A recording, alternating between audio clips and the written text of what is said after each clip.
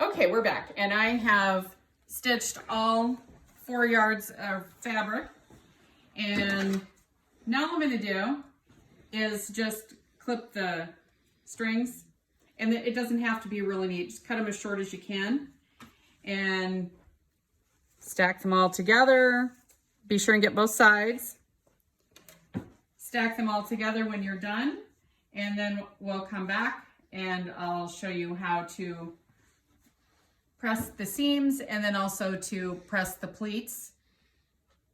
Okay, so I have all of my fabric stitched together and I have all of the little strings cut off. So now we're going to start turning them and then we're going to pleat them. So I'll turn them all first, turn it inside out, and then so that you don't press the rest of the fabric, just have a little bit showing and then press it, turn it over to the other side, press this side,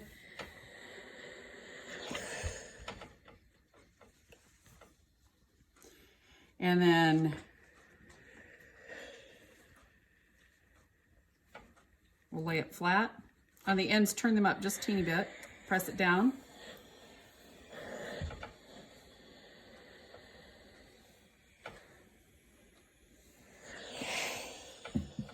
And then we'll do the same thing on the other side.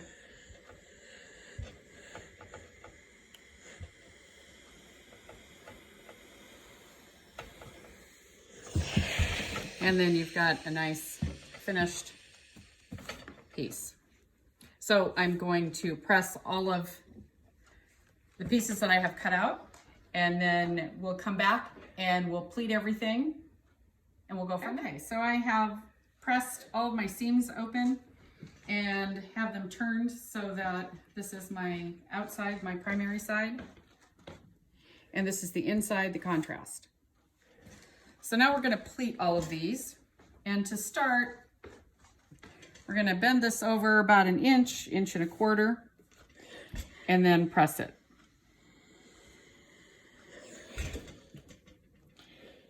And then we're going to fan fold it. So you want just a little bit of overlap, about less than a half an inch, and just eyeball it. You don't have to pin it. To make it quick work, just the best you can is good enough. And then we're going to fold it over and we're going to pleat again. And just hold it with your fingers. Press that down. We're going to do 3 pleats. So we're going to do this one more time. And press it. Now I found the secret to getting this pleat to stay is to let it cool as flat as possible, and then your pleats will stay in place. So then set that off to the side, and then you can go on to your next one, and you're going to pleat the same way. Fold it down an inch,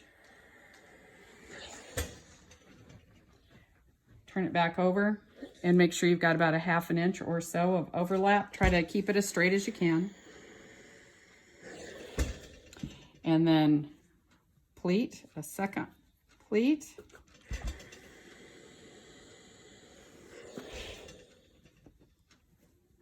And then the last pleat. And if they're not exactly the same, don't worry about it. Perfection is not the key here. It's production and getting as many done as you can. I'm a terrible perfectionist and I've had to let a lot of things go when it comes to making masks, but these are still very quality masks, even though we're doing this quickly and simply. And I'll go ahead and press all of these into pleats, and then we'll be back and we'll finish up the last steps of the mask. Okay, so I have all of my pieces pleated. So now what I'm going to do is base the sides on each side. So I'm going to start on one side and I'm going to do all one side, and then I'll turn it around and I'll do all of the other side, just to use less thread and to make it faster. There are not as many starts and stops. You do not have to back up on this part. This is just to hold it in place so we can turn it. Hold the pleats down with your fingers so that they don't move. And then you can just start the next one right on top of it. And then the next.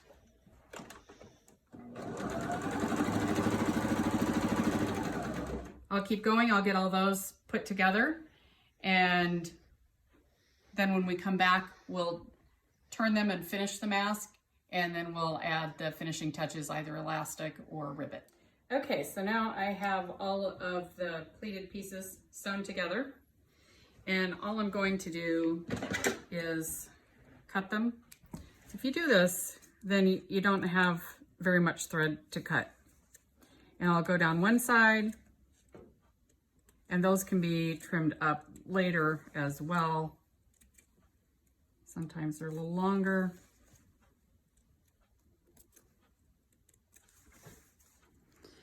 And then I'll turn this over and I'll cut the other pieces.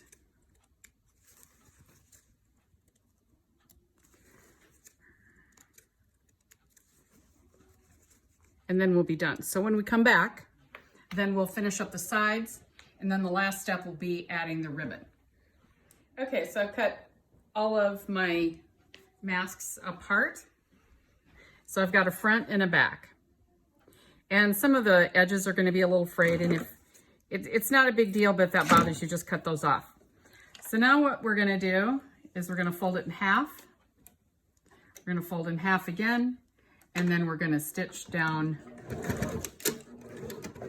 the side. Stay as close to the edge as you can, and make sure that you reverse so that it doesn't come undone. I'm going to do the same thing again, using my same strategy with the assembly line, and I'm just gonna hook each one together without cutting my string in between. Make sure this isn't too narrow because we're gonna put in 3/8 inch grosgrain ribbon. So you gotta make sure that you fold those over far enough that you can comfortably get that ribbon in there. And then once I get one side finished, then I'll turn it. A little too many strings there. I'll turn it and then I'll sew the other side down. If you have one that's kind of narrow, then just pull it back a little bit. You won't have to fold it in exactly half.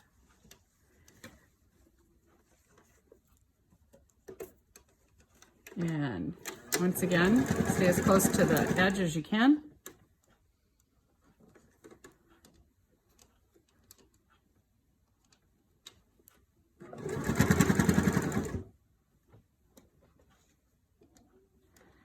If I have a piece like that that's giving me a hard time, I'm just gonna tuck in the corner, and then it'll be out of my way. Okay, so when we come back, we'll cut ribbon and sew that in, and the masks will be done. Okay, so I have both sides of the mask finished. I'm just gonna set all these off to the side. I just have to cut the threads, and I've got one cut here. To do the ribbon, I need 3 rolls of 3/8 inch grosgrain. I'm just gonna cut the tops. If you cut at an angle, it'll keep the ribbon from fraying. And when I mentioned earlier that I used this table so I could write on it, I meant that. So this is where I'm gonna measure my ribbon, and then I have one here for elastic. So if you're gonna cut one, you may as well cut 3. So I just pull these all together, line it up, and then cut them. Again, they don't have to be exact. I'll lay them all out.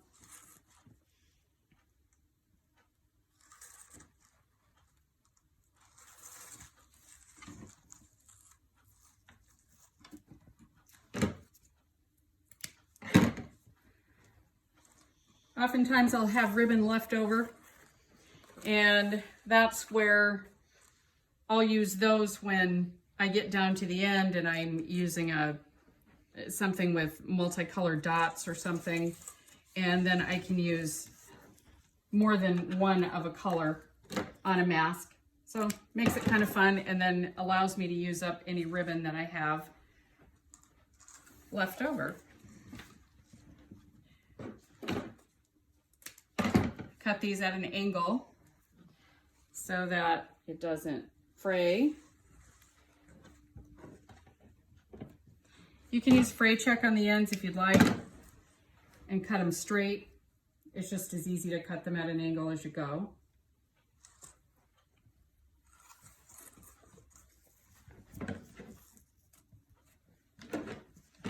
This is 18 inches of ribbon.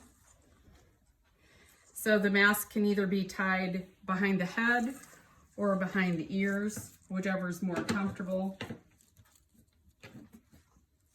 The elastic, when you do elastic, it can only go behind the ears.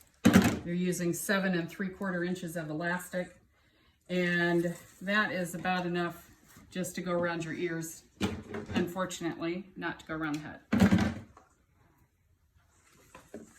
And I just cut all of the ribbon. It's more than I need, but that's okay, because I'll use it in another spot later.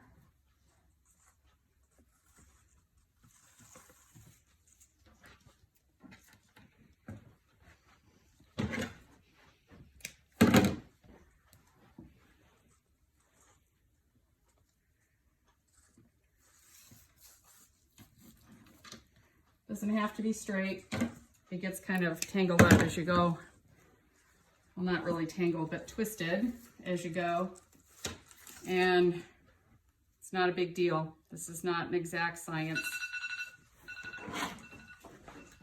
Sorry, alarm in the background.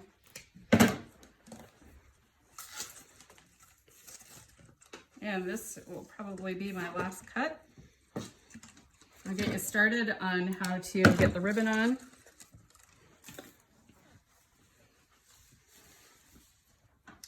Okay. Let me cut another one because I don't know what happened to my one I had cut. All right, so you're going to need to fold the ribbon in half at the end, or just turn back a little corner.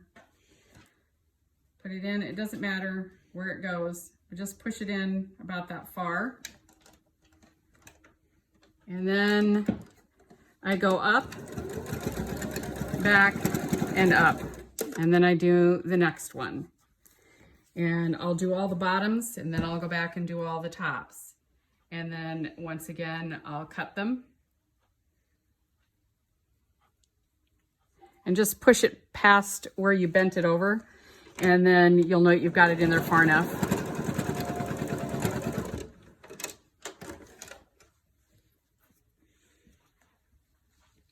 Last one, and then I will come back with finished masks. So push it all the way in, and see the little tip, just push it past that.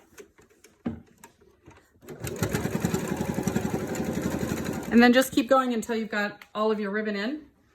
And by the time you turn it and put the ribbon in the other side, you're gonna have everything done. And then that's when you'll go back and you'll cut any extra threads that you see hanging, and then you have finished masks.